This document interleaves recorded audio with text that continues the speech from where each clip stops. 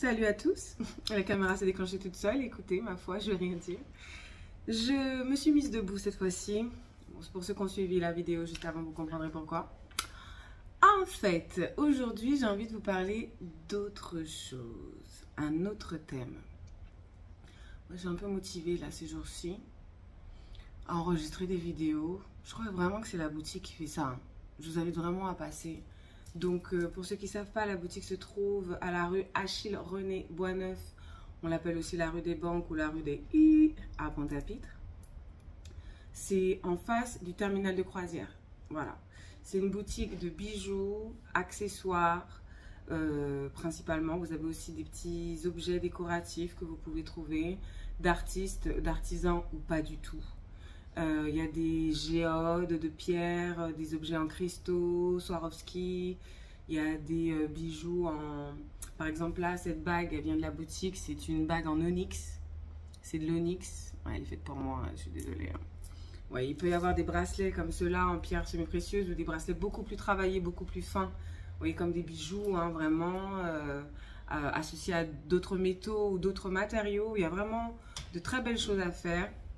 À avoir, à offrir dans la boutique VIP Surprise, VIP Surprise, VIP, I don't know. The way you want, tell it.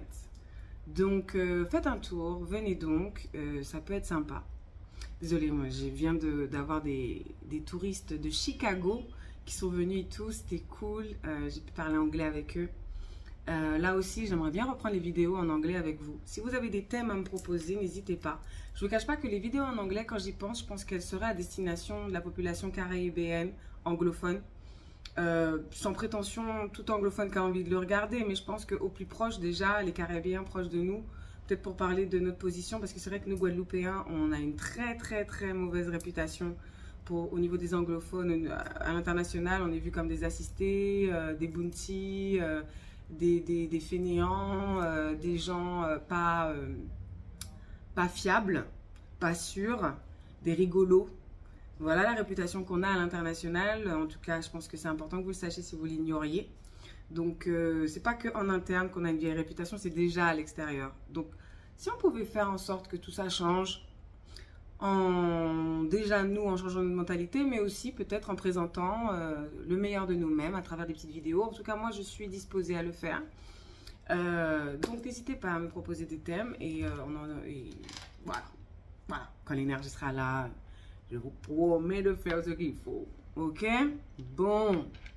Alors, de quoi allons-nous parler aujourd'hui?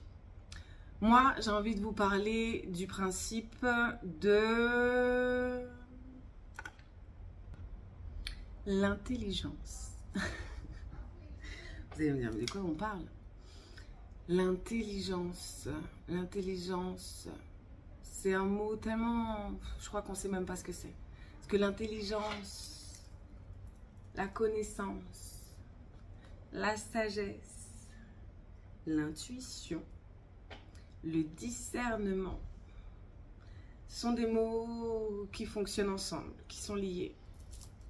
Qui ne veulent pas tous dire la même chose. Je ne vais pas m'amuser à faire le dico pour vous. Allez ouvrir un dictionnaire. Ok? Mais, là où j'aimerais en venir avec vous, parce que ça m'a beaucoup posé défaut.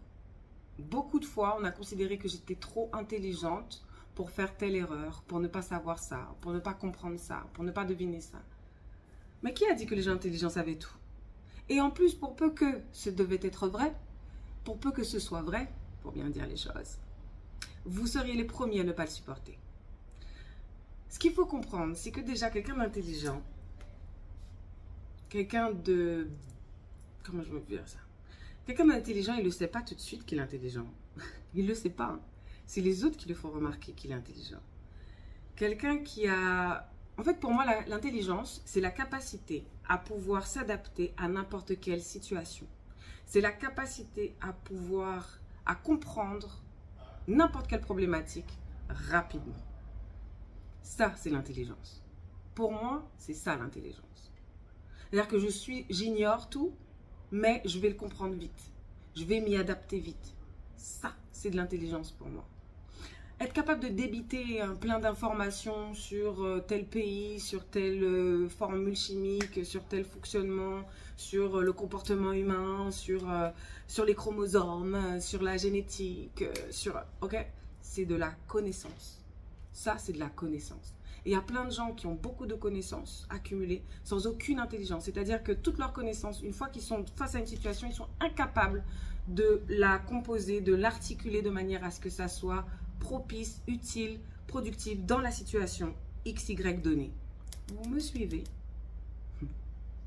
Il y a des gens qui ne sont jamais allés à l'école, qui n'ont a priori aucune connaissance, mais qui ont une puissance, une puissante intelligence. J'ai vu ça en Afrique, moi. J'ai vu ça en Afrique. Quand j'ai vu la rapidité d'exécution de jeunes de 17 ans pour construire un espèce de sachet avec un morceau de tissu, un morceau de paquet de farine, là.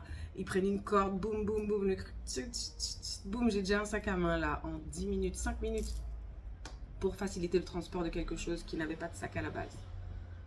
Ça peut paraître super bête, mais pourtant c'est de l'intelligence. Maintenant, l'intuition et le discernement. Là, on va pousser le truc un peu plus haut, là. Là, on n'est plus sur du terre à terre. Là, on est sur quelque chose de, j'ai envie de vous dire, d'impalpable, de, peut-être pour certains, inconcevable, mais concrètement, l'intuition. Moi, j'ai eu une réputation aussi d'intuitive. Je cumule, je m'en bats les couilles. Pardon. Mes ovaires se sentent bien. Alors, je disais... J'ai eu la réputation d'être une intuitive. Je n'ai jamais compris pourquoi, mais en fait, si, je le sais. J'ai une intuition forte, malgré moi. C'est-à-dire que je sens les choses. En fait, l'intuition, pour le coup, là, par contre, c'est ni intelligence, ni connaissance. Ça s'apprend nulle part. Si je vous dis que je ne sais pas comment c'est arrivé, mais j'ai juste compris que à chaque fois qu'il se passe quelque chose, souvent, j'ai une petite voix qui me dit « Fais pas ci, fais pas ça, va là, va pas là » ou « Dis ça ». Pose telle question et je me retrouve à révéler le secret de je sais pas qui, je me retrouve à comprendre la corruption qui était cachée dans, alors que si je vous dis que j'ai fait qu'écouter une petite voix, alors que je n'ai même pas réfléchi à la situation. Ça m'est arrivé plein de fois. Et dans des situations, waouh. C'est-à-dire que je suis par exemple dans le bureau, je suis dans le bureau d'un collègue à l'époque où je travaillais à Guadeloupe Première, parce que oui, j'y ai travaillé pendant 4 ans. Guadeloupe Première, c'est un média régional en Guadeloupe, pour ceux qui ne savent pas. Donc, j'étais dans le bureau d'un de mes collègues, enfin un cadre supérieur, mais bon, c'est quelqu'un avec qui je suis toujours en très bon contact aujourd'hui. Voilà, il fait partie de ceux, des vrais. Et en fait...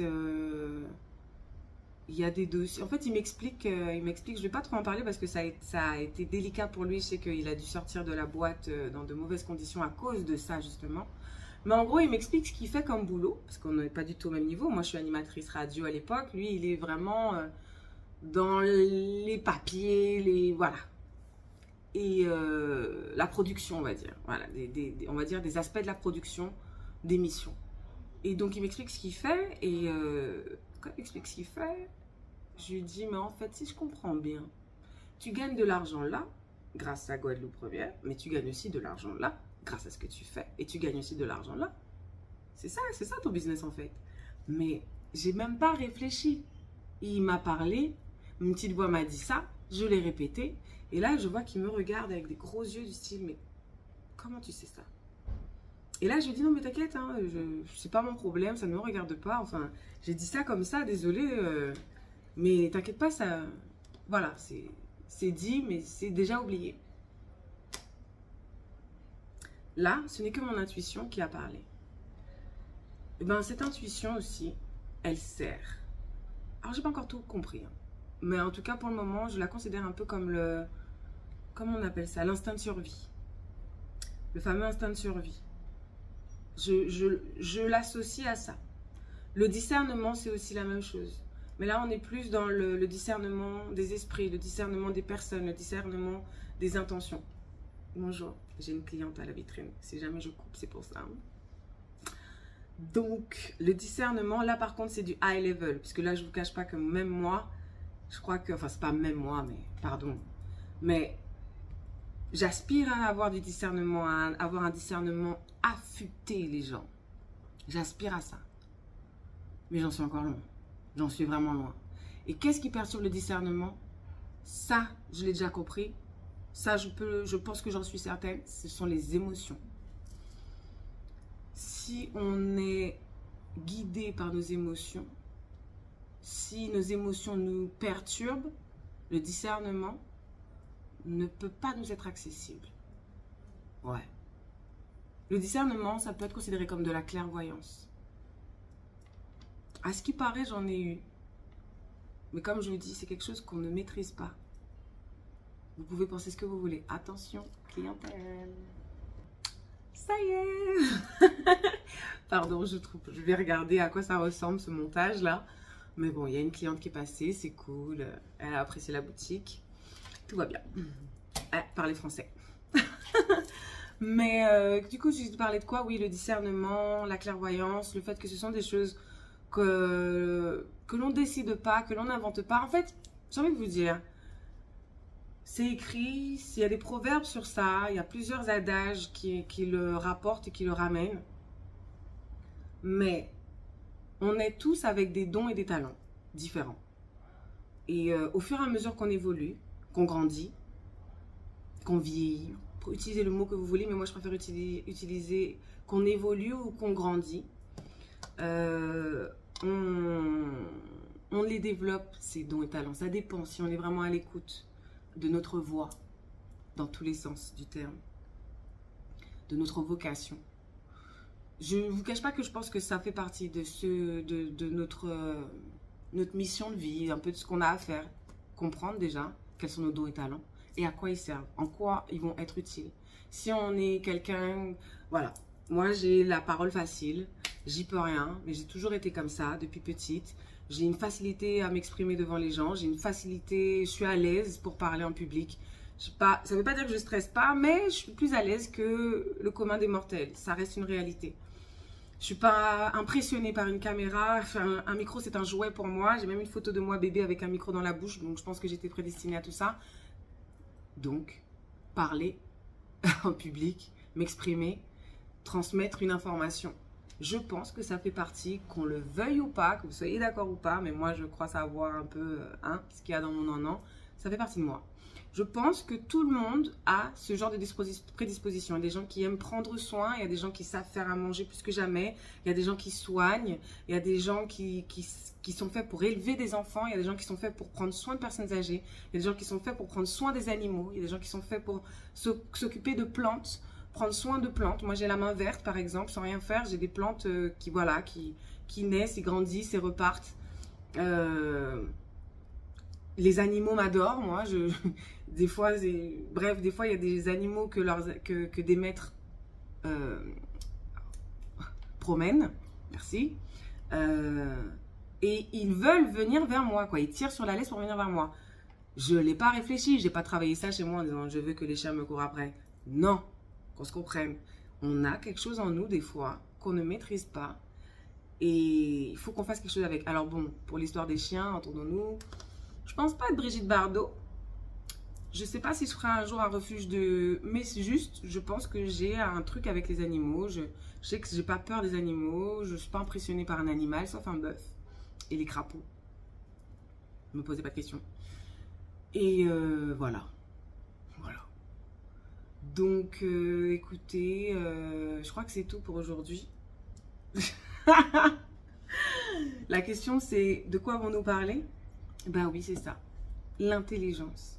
L'intelligence, le discernement, l'intuition. En fait, là où je voulais en venir avec vous, c'est que, en gros, des fois, enfin, c'est pas en gros, des fois, concrètement, dans la vie, il faut accepter que nous sommes tous différents, que nous n'avons pas tous la même fonction, la même vocation. Et nous aurons toujours quelqu'un de plus intelligent que nous, de plus beau que nous, de plus doué que nous face à nous. Toujours, toujours. Tout comme nous aurons toujours aussi des personnes moins douées que nous, moins belles que nous, moins X, Y, Z. Mais on a tous une place, tous une fonction, tous une vocation. Prenez votre place, pas celle de quelqu'un d'autre. N'enviez pas la place de quelqu'un d'autre. Prenez votre place. Moi, je prends la mienne. Même si on essaye. Bref, je prends la mienne. À bientôt.